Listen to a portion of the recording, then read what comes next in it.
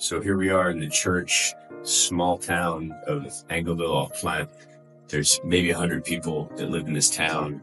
And on D-Day, June 6, 1944, the 101st Airborne Division landed in this area. There were two medics by name of Wright and Kenneth. And they immediately, when they landed, they knew they needed to set up an aid station because there were going to be substantial casualties throughout the course of the night.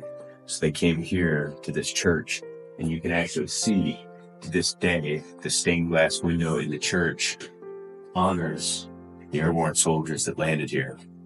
When those two medics came to the church and they set up the aid station, they immediately began treating the wounded. Wounded American soldiers were coming in.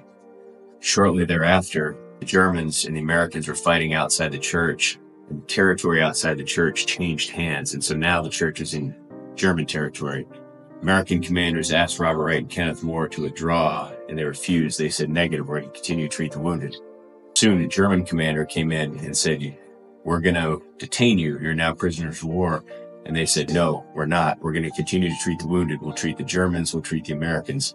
And that's what they did for the coming days, is they treated the Germans and they treated Americans. It didn't matter who it was. And still, to this day, if you come here and you look at the church pews, you will actually see blood stains that are still in the pews from D-Day, June 6, 1944. You'll see it on these pews as well.